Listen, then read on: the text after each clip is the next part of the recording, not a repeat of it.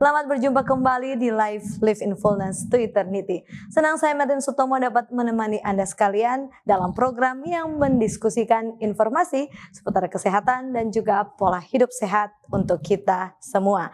Dan topik menarik yang akan kita diskusikan bersama pada saat ini yaitu kesehatan mental di era digital. Cara jaga hubungan sehat dengan teknologi. Tidak diragukan lagi, era digital telah membuka pintu menuju peluang tak terhingga. Tapi tentunya secara bersamaan hadirkan tantangan baru yang berpotensi merusak kesejahteraan kita jika kita gagal mengenal tanda-tanda ketidakseimbangan. Lantas, apa langkah bijak yang harus kita tempuh? Untuk itu tetaplah bersama kami karena bersama Sereki Mandias yang hadir di studio saat ini kita akan bersama-sama jelajahi sisi terang dan gelap dari interaksi kita dengan dunia digital. Sereki Mandias menyelesaikan Master Education di Adventist University of the Philippines pada tahun 2009 silam. Kemudian menyelesaikan Master Psychology di Universitas Maranatha Bandung pada tahun 2017. Saat ini beliau dipercayakan sebagai Vice President of Academic Affairs Elementary Section di MIS Manado Independent School. Dan tiba saatnya kita menyapa narasumber kita pada saat ini yaitu Sereki Mandias. Baik, apa kabarnya ini Sereki? Ya, kabar baik Memetlin, thank you udah diundang kemari. Wah, luar biasa ini. Ya. Bagaimana kesibukan di sekolah? Ya, cukup sibuk tapi sekarangnya udah libur kan. Nah, kelihatan ini senyum-senyum berarti semua teratasi. Ya, lagi bebas. Oke, puji Tuhan. Baiklah, kita akan memulai ya diskusi kita pada saat ini, tetapi kita akan memulaikannya dengan berdoa terlebih dahulu. Dan saya akan pimpin kita di dalam doa. Oke, siap. Baik sahabat live sekalian, mari kita satu di dalam doa. Ya Tuhan, Allah Bapa kekal dalam kerajaan surga. Terima kasih ya Tuhan untuk kasih penyertaan Tuhan di dalam kehidupan kami. Terima kasih atas berkat-berkat tuntunan Tuhan di dalam hidup ini. Pada saat ini ya Tuhan, kiranya tuntutan-Mu yang sama dapat menjadi bagian kami dalam program kami pada saat ini. Bantu sahabat live sekalian, pendengar yang setia agar dapat belajar lebih baik bagaimana menjaga kesehatan tubuh kami, khususnya dalam pembahasan saat ini untuk kesehatan mental kami. Ya Tuhan, kami berdoa khusus juga untuk narasumber kami yang sudah berada bersama kami di sini, yaitu Sereki Mandias. Kiranya Tuhan berkati dia, anugerahkan kiranya ya Tuhan kebijaksanaan daripada-Mu agar dapat berkata-kata sesuai dengan kehendak-Mu, agar kiranya tentunya menjadi saluran berkat bagi kami semua. Ya Tuhan, kami serahkan seluruh rangkaian program kami pada saat ini ke dalam tangan-Mu. Kami berdoa di dalam nama Yesus. Amin. Baik, Sereki, kita akan break sejenak ya. Dan sahabat live jangan kemana-mana, kami akan kembali setelah pesan-pesan yang satu ini. Tetap bersama dengan kami di Live in Fullness to Eternity.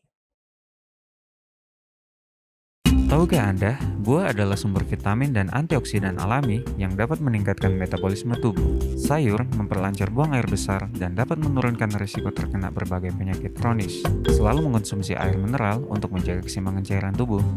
Berolahraga dengan teratur dapat membantu kita mengendalikan berat badan. Selalu beristirahat yang cukup agar tubuh tetap sehat dan bugar. Jangan lupa untuk selalu menyaksikan program live di YouTube channel Cornelius Media, Bridge to the Truth.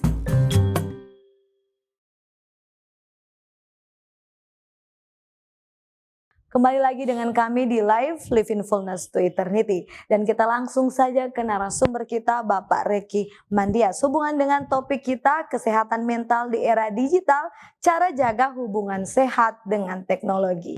Nah, Sereki ya, bagaimana pengaruh media sosial dan teknologi terhadap kesehatan mental kita ini?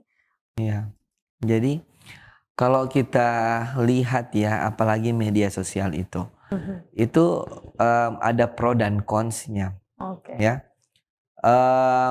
Side positifnya media sosial itu sebenarnya sangat memberkati kita gitu ya.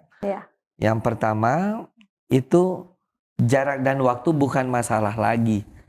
Betul nggak? Benar. Kalau dulu kan orang menyurat itu mau komunikasi sama keluarga misalnya yang di Papua ya.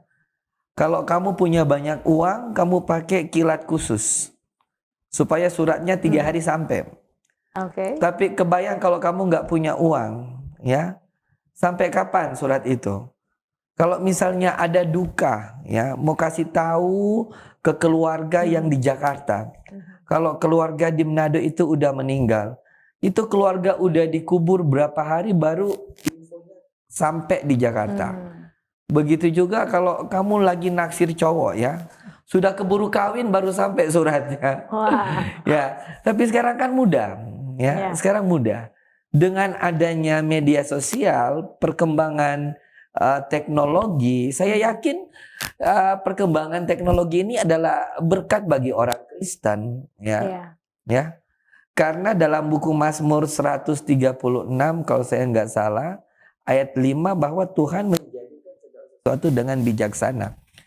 Saya yakin Tuhan sudah melihat bahwa ini adalah kebutuhan manusia untuk mencapai penginjilan ke seluruh dunia. Jadi memang tergantung ke kitanya, gitu, tergantung ke kitanya. Nah, kemudian ini juga mendekatkan orang-orang yang sudah jauh. Dengan ada media sosial, kita bisa ketemu nih sama orang-orang, teman-teman dekat kita yang sudah berpisah sekian lama, sehingga terbentuk community di dalam angkatan tahun sekian, ya, SMA angkatan tahun sekian. Nah, ini dikatakan hal yang positif. Hal yang positif bisa membangun satu sosial yang luar biasa, satu interaksi yang luar biasa.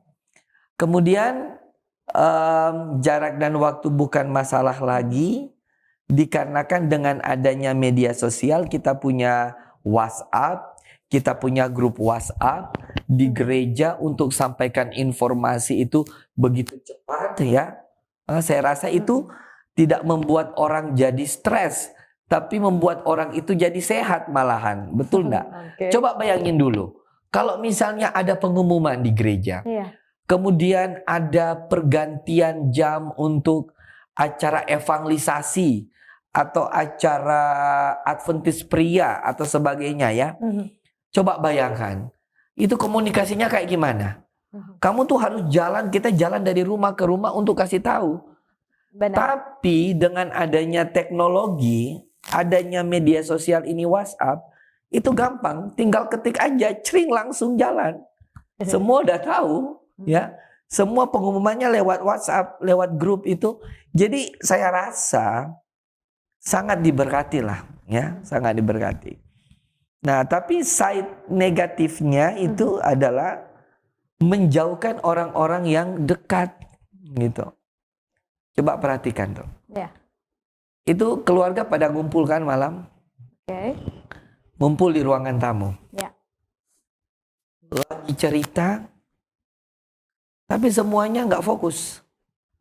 Mama, papa, anak semuanya pegang apa? Gadget masing-masing. Pegang gadget, ya. Jadi ceritanya kayak gini. Ya. Oke. Oke. Jadi nggak mindful. Jadi orang-orang yang di dunia nyata itu jadi jauh. Oleh karena apa? Oleh karena teknologi. Ya. Jadi ya bijaksana mungkin lah untuk pakai ini. Tapi satu hal yang saya ingin katakan bahwa teknologi itu adalah berkat. Teknologi itu diberikan oleh Tuhan untuk menolong manusia. Itu yang paling penting, yang harus diingat, ya. Tergantung kitanya, gitu. Dan teknologi ini kan membuat segala sesuatunya jadi lebih cepat, ya, proses mengirim informasi jadi lebih cepat. Dan tentunya bukan hanya mengirim informasi, banyak hal jadinya lebih cepat karena ada teknologi mesin-mesin lainnya, digital lainnya. Nah, seperti itu. Nah, dengan kata lain kita juga di-force untuk semuanya harus instan dan cepat. Nah, apakah itu akan mempengaruhi mental kita juga? Ya, jadi tidak sabaran mungkin. Tergantung coping kita itu gimana. Gimana-mana tekanan kerja itu banyak. Ya, dari kiri kanan kalau kita kerja namanya kerja, tekanan itu banyak. Tapi tergantung coping stress kita tuh kayak gimana. Bagaimana cara kita menanggapi itu. Ya. Kita kan punya list kerjanya apa dulu yang harus dikerjakan. Oke, yang saya buat ini dulu. Oke, ini dulu. WhatsApp-nya ini dulu gitu. Tergantung kita. Jadi kembali ke kita lagi gitu. Jadi penting untuk kita tahu ya, memilah-milah waktu kita dan penggunaan ini. Iya, yang paling penting dilakukan itu apa dulu gitu. Kan kita punya list ya. Ya jadi ini dulu yang dilakukan. Oke, jadi saya kasih pengumuman ini dulu. Oke, baru saya buat PowerPoint gitu. Kalau itu dinikmati, enak loh kerjanya. Nggak stres juga. Oke, baik. Nah, ada tidak? Yang penting maaf ya, yang penting jangan ditampung kerjanya. Oke, ya benar. Ya, kalau ditampung ya stres. Sendiri, iya, menumpuk itu stres karena sengaja kan. Terkadang ada hal yang diminta untuk kita lakukan sekarang, ya diselesaikanlah secepat mungkin. Betul. Sehingga besok ada kerja tambahan lagi, itu diselesaikan hari esok, jangan ditampung. Betul. Terkadang pemicu stres itu dikarenakan oleh kita sendiri yang tidak dapat memanage waktu kerja kita. Kita sendiri yang mikirnya jadinya overwhelming ya. Iya. Baik, ada tidak sih kasus sosial media ini dapat ujung-ujungnya mengganggu mental seseorang? Ya iya, contohnya ya Munchausen syndrome lah. Munchausen syndrome itu udah tua, ini penggemarnya ibu-ibu ya paling banyak. Saya nggak tahu ibu-ibu dari mana, tapi udah menjamur ya. Udah keriputan tapi pakai aplikasi, suka bikin mukanya jadi apa kencang gitu. Ya supaya kelihatan lebih awet muda.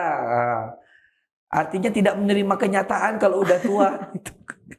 Itu namanya Munchausen syndrome ya. Ya itu banyak loh di mana-mana ya. Suka kayak gitu. Atau suka apa? Yuk di lantai ya, di foto dari atas supaya kelihatan lebih cereng gitu. Wah gitu. Dari sini supaya lebih langsing. Iya. Nah itu lain lagi, itu body dysmorphic disorder ya. Ada juga body dysmorphic disorder ya, ketakutan untuk ambil gambar. Sehingga ibu-ibu tuh kalau mau ambil gambar, karena badannya besar, dari samping aja supaya kelihatan lebih enak, lebih bagus ya. Padahal kenyataannya ya itu harus diterima. Kita tuh sudah kayak begini, ya, nikmatin aja hidup itu. Ya itu yang sangat-sangat mengganggu sebenarnya. Ada lagi low frustration tolerance.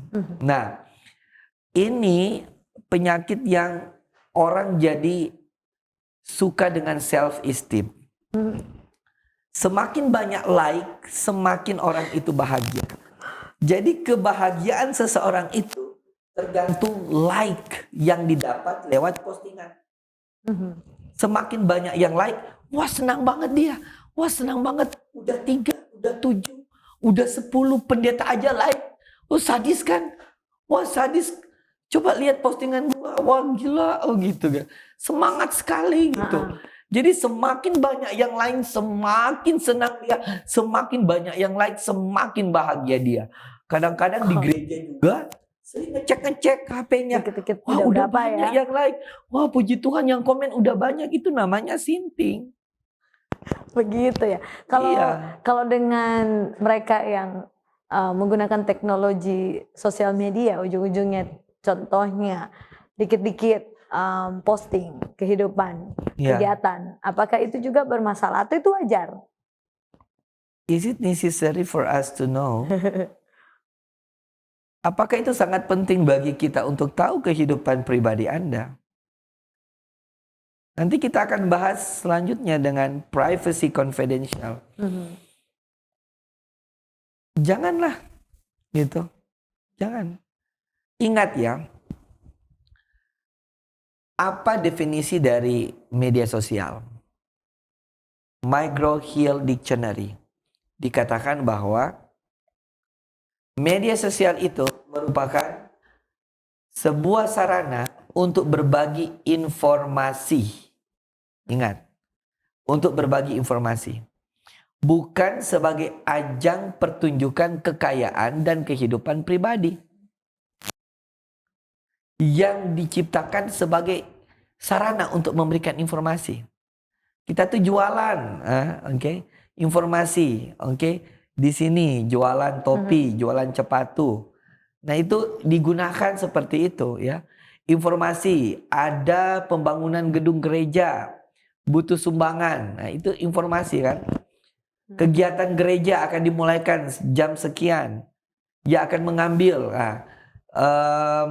dia akan mengambil bagian. Ya. Kemudian sharing ayat Alkitab, itu informasi yang dibagikan.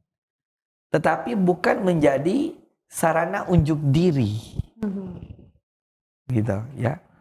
Nah, itu akan masuk ke bagian kejiwaan ya. Sehingga kalau tidak ada orang yang komen dengan apa yang dia tampilkan di media sosial, dia akan merasa stres, merasa nggak nyaman, merasa nggak senang, suka membandingkan diri dengan orang lain. Kalau orang lain potret di depan rumah yang mewah, dia stres. Padahal dia nggak tahu rumah itu bukan milik orang itu juga. Jadinya kayak gitu ya. Jadi ajang pertunjukan, ajang pertunjukan. Janganlah seperti itu ya.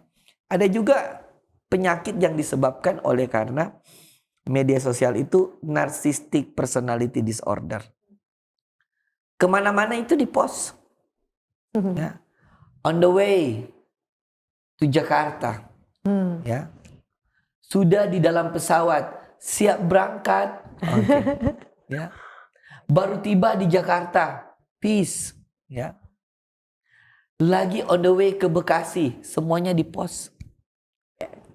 Sampai singgah di restoran, makan di Solaria, makanan yang diorder itu dipotret dulu. Mari makan siang, singgah makan di Solaria. Semuanya dipotret, dijadikan status.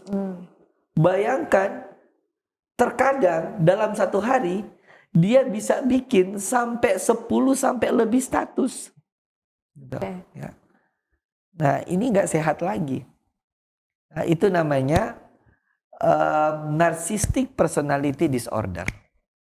Ya. Narsis banget ya. Sampai mulunya digini-giniin. Ya, kayak gitu kan. Ya apalagi anak-anak muda ya.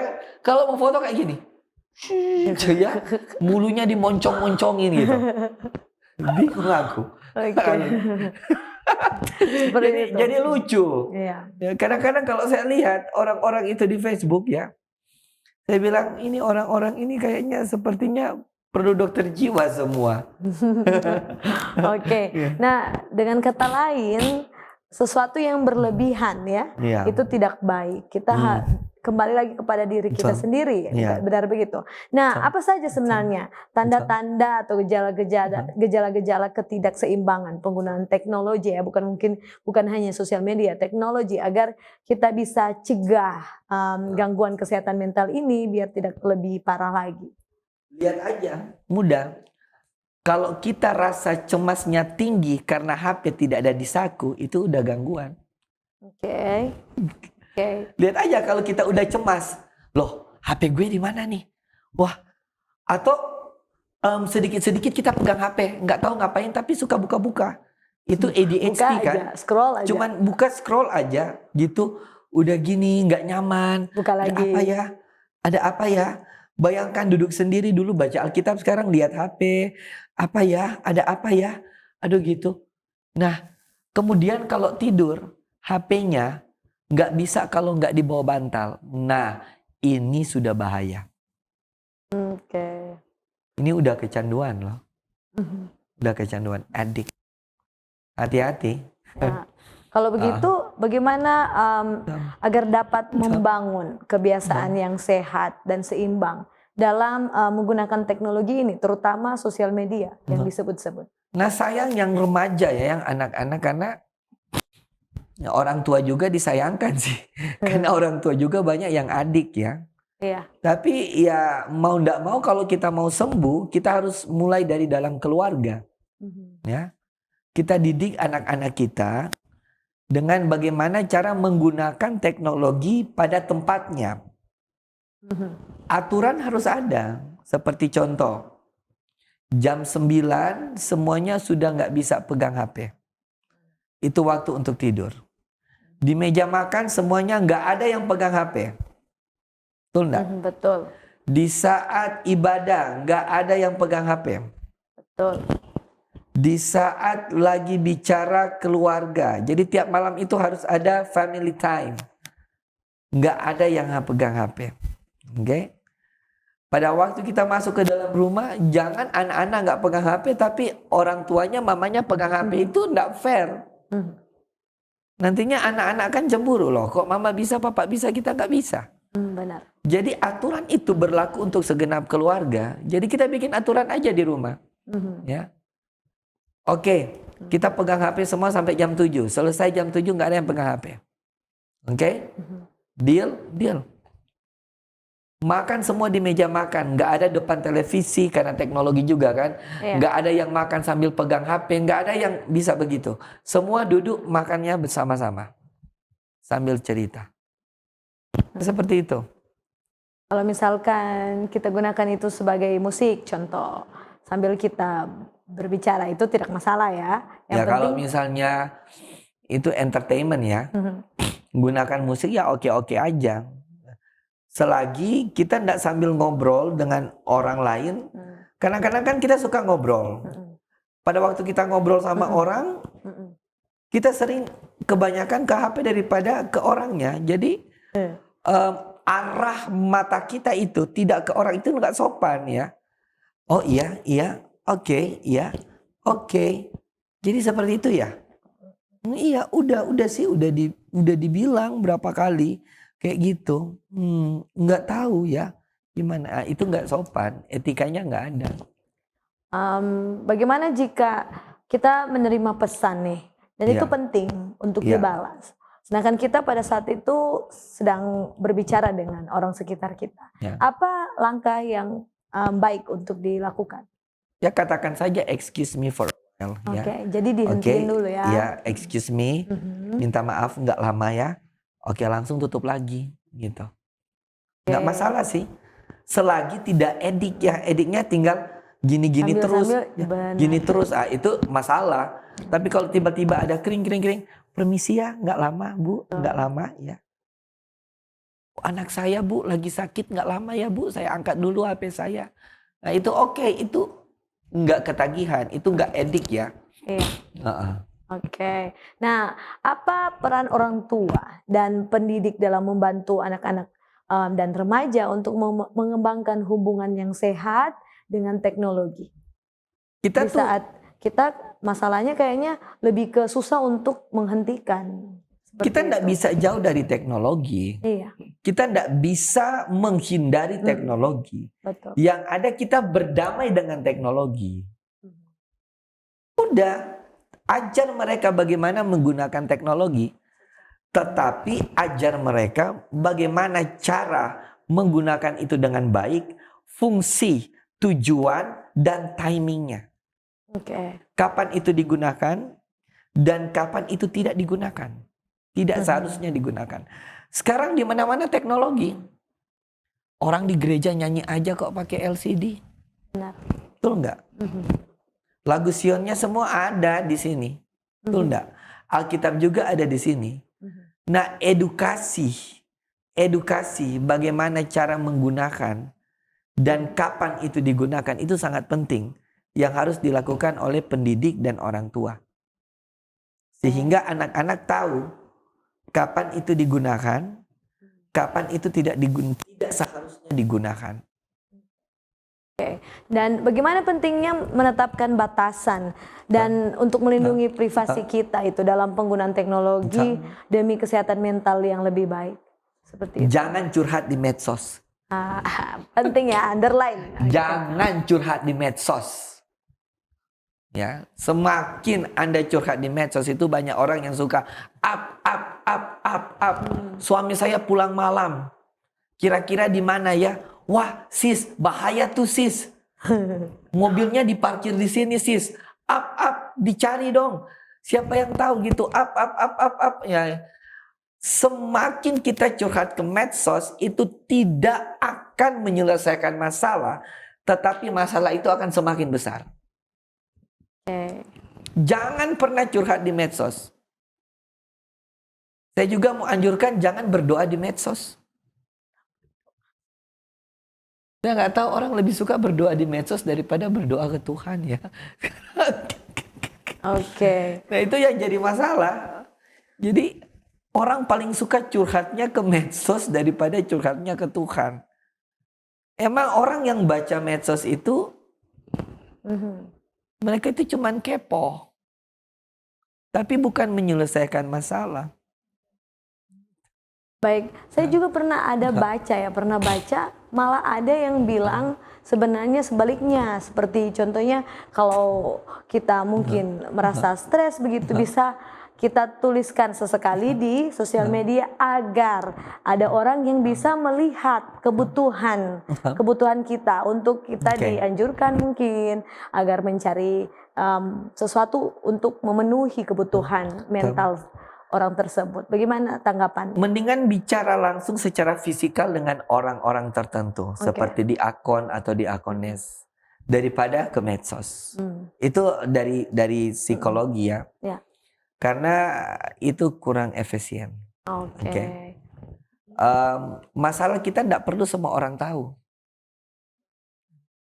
Kenapa orang harus tahu masalah kita? Betul enggak? Betul. Mind your business. I mind my business. Tidak perlulah orang tahu masalah kita apa. Ya. Yang perlu tahu hanya Tuhan. Kalau kita perlu sharing, cari orang yang rohani, yang siap untuk mendengarkan. Oke, ke mereka, bicara ke mereka, sharing ke mereka, minta doa. Ya, saya rasa itu yang paling penting. Atau cari komunitas yang punya masalah sama, kemudian diskusi. Nah, itu paling penting daripada kita ke medsos. Kalau ke medsos itu satu dunia tahu loh. Betul. Ya. Dan tentunya tidak semua ya akan memberikan solusi yang benar. Enggak semua. Ingat bahwa enggak semua orang suka sama kita. Iya, enggak semua. Hati-hati. Baik, satu lagi pertanyaan sebelum kita tutup sesi ini. Nah, bagaimana cara mengoptimalkan teknologi untuk meningkatkan kesehatan mental kita? Maksimal, tetapi menghindari yang negatifnya, seperti itu. Cara mengoptimalkan, gunakan teknologi pada tempatnya, pada waktunya, dan sesuai dengan kebutuhan. Itu aja. Baik. Cara mengoptimalkan. Ya, kita tidak bisa menjauhi teknologi. Zaman sekarang kita butuh teknologi. Kita jangan munafik. Orang Kristen, orang Advent butuh teknologi. It's really important. But it's not everything. But it's really important. Jadi ini sebenarnya sangat susah ya untuk berbijak-bijak sebenarnya ini. Iya. Untuk bagaimana mengatasi orang yang memang sudah ternyata sudah terbiasa, terlanjur adiktif terhadap sosial media atau teknologi. Ya, itu ada terapi tertentu, ya. Bisa langsung ke psikolog untuk bisa diterapi. Kalau di Jepang ada rumah sakit khusus untuk mereka yang kecanduan teknologi seperti game, ya. Para gamers itu dimasukkan ke situ. Di treatment. Ada tidak ukuran seberapa lama kita gunakan sosial media atau aktivitas di depan layar, bisa dikatakan entah itu TV, teknologi apa digital lainnya, yang bisa mengukur apakah kita sudah termasuk adiktif atau tidak? Adiktif itu ketika kita masuk ke tempat tidur dan kita tidak bisa pisah dengan HP. Sampai kita ketiduran, HP ada di samping kepala kiri atau kanan. Itu satu tanda. Itu sudah satu tanda bahwa kita itu adiktif. Ada lagi. Jalan kemudian sambil tidur, kita cek-cek HP sambil ketiduran dengan HP di depan kita. Itu sudah adiksi. Gitu. Kalau jalan, tangannya ini nggak bisa dihindari dari buka-buka handphone. Apakah itu Sebenarnya juga tanda? iya. Kadang-kadang coba lihat. Ada yang suka jalan tapi sambil jalan gini-gini. Gini-gini terus sambil dia duduk gini-gini. Itu sebenarnya sudah merupakan satu tanda bahwa itu sudah mulai adiksi. Okay. Mungkin dia tidak lagi balas WhatsApp, tapi cuman scroll Instagram dan sebagainya. Kan media sosial banyak. Ada Instagram, ada WhatsApp, ada Facebook, ada Twitter, ya. Ada apa lagi? Banyak. Tahu apa yang dipakai oleh rekan-rekan sekalian? Tapi kalau memang kita menggunakan itu pada fungsinya, itu sangat menolong. Seperti contoh research, ya, menggunakan media sosial, mencari jurnal dan sebagainya, sangat penting sekali, sangat mendukung, gitu. Coba kita gunakan dengan hal-hal yang benar dan berharga, itu akan membawakan hasil yang luar biasa. Bagaimana dengan contohnya membaca seperti itu? Kan di handphone juga ada Alkitab, di situ ada buku-buku lainnya mungkin yang bisa dibaca di situ. Informasi seperti itu. Jika mereka menggunakan fasilitas teknologi untuk mendapatkan ilmu pengetahuan seperti itu baik ya. Iya. Sampai di titik mana itu bisa kita jaga keseimbangannya? Ya, membaca dari situ oke. Saya rasa itu sehat aja. Tapi ingat untuk anak-anak dengan kondisi mata mereka aja, gitu. Jadi harus ada jam juga. Sampai berapa jam gitu, ya udah stop dulu ya. Seperti itu nggak masalah selagi mereka menggunakan.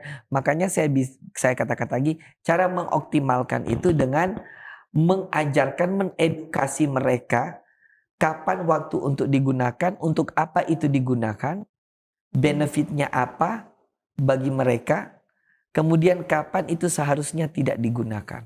Iya, benar. Oke, baik, terima kasih untuk jawaban-jawabannya. Kita akan tutup sesi kita untuk kali ini ya. Kita akan jeda sebentar.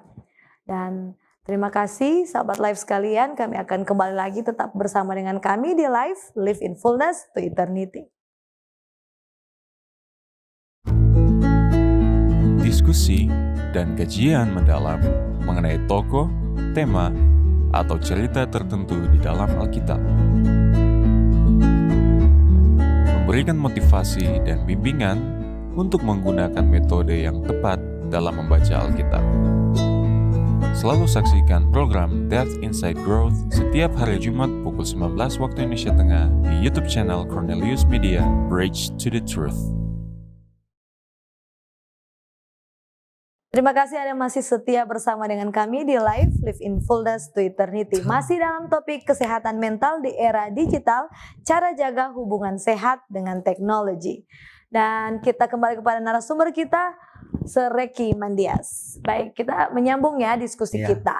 Nah, sekarang apa kira-kira strategi yang efektif ini untuk mengatasi kecanduan teknologi dan kita dapat menghindari dampak negatifnya terhadap kesehatan mental?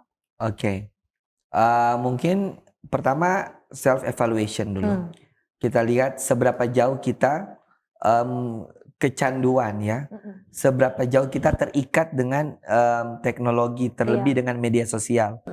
Nah, coba kita mulai dengan hal-hal yang paling sederhana seperti menonaktifkan media sosial di saat-saat tertentu. Seperti saat ibadah. Coba saat ibadah dinonaktifkan. Kemudian di saat kita lagi bercerita dengan tamu, coba dinonaktifkan.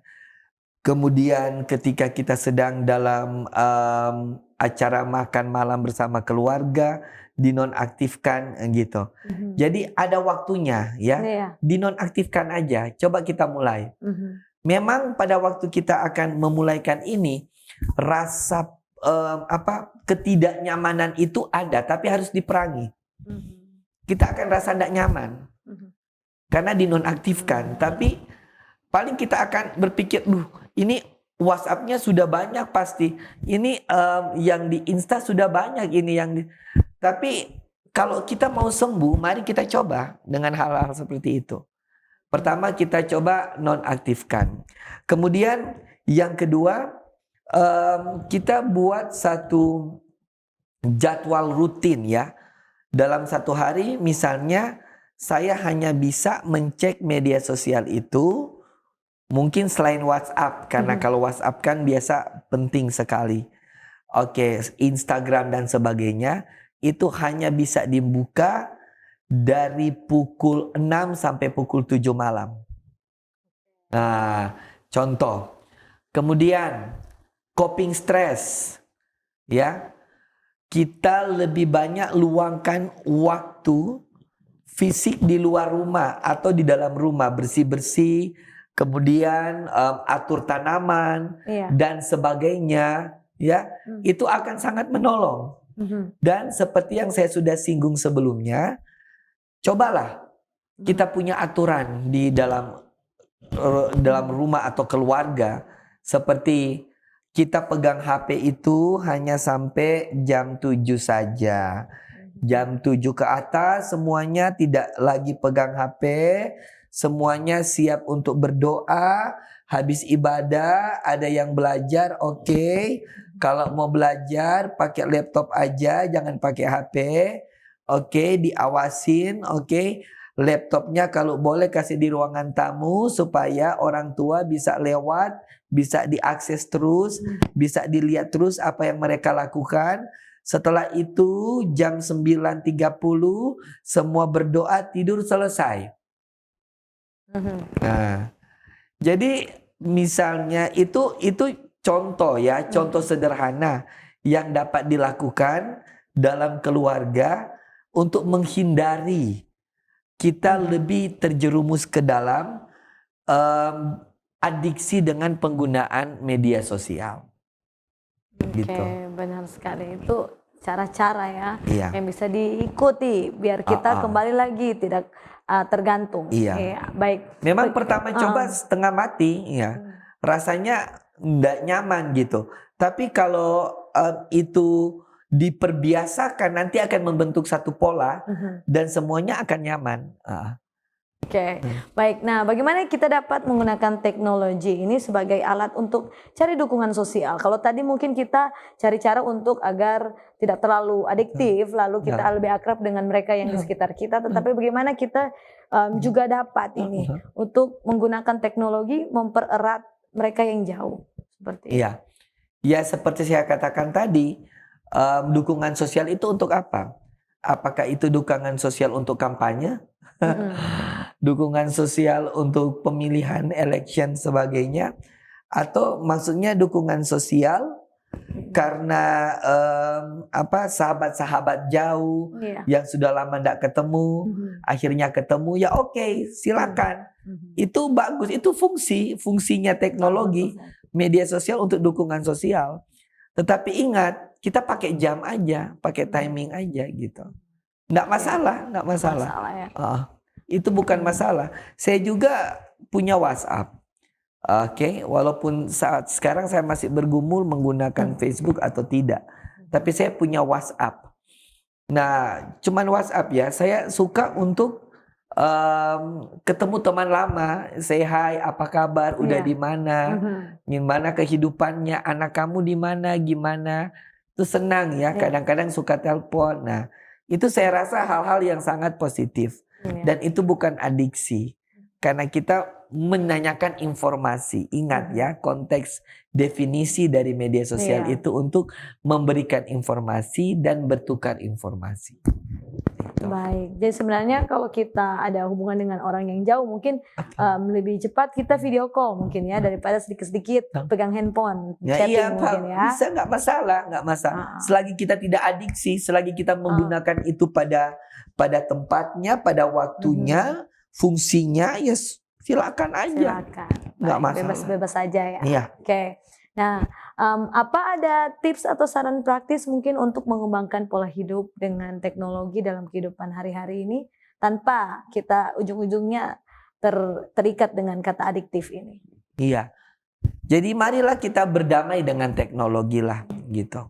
Kita berdamai, kita tidak bisa lari dari kenyataan. Di mana-mana sekarang teknologi ada di sana sini. Ya.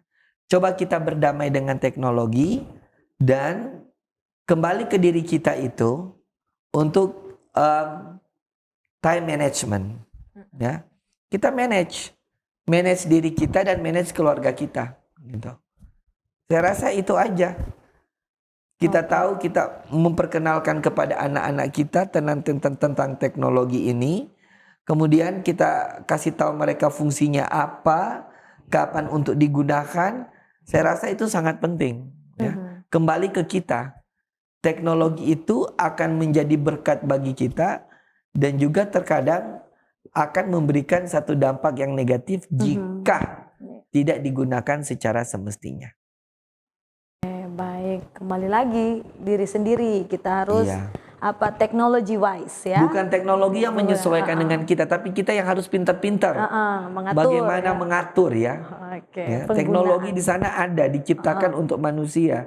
Kan Tuhan itu menciptakan segala sesuatu dengan bijaksana. Itu kan Mazmur 136 ayat 5 katakan. Diciptakan dengan bijaksana. Tuhan sudah tahu, sudah lihat bahwa teknologi ini akan menolong manusia. Tapi tergantung manusia itunya. Baik, terima kasih untuk jawaban-jawaban yang sudah diberikan. Nah, kita masuk ke mitos atau fakta ya. Saya akan baca mitos atau fakta yang pertama. Nah, gangguan teknologi menyebabkan gangguan kesehatan mental. Bagaimana responnya? Gangguan teknologi, mungkin dampak negatif dari teknologi itu menyebabkan gangguan kesehatan mental. Dampak apa? Minta maaf. Teknologi menyebabkan gangguan kesehatan mental. Iya, itu fakta. Fakta. Iya. Ada banyak yang saat ini contohnya yang posting-posting itu. Yang posting-posting itu. Semakin banyak mereka posting, semakin banyak mereka. Karena dengan ini paling banyak di Facebook ya. Lebih suka menonjolkan diri. Menonjolkan diri, suka dengan di like oleh orang ya, sehingga kebahagiaan orang itu tergantung seberapa banyak orang yang like. Itu sudah penyakit mental. Kalau nggak ada yang like, stres dia. Kalau sedikit yang like, stres dia. Ya.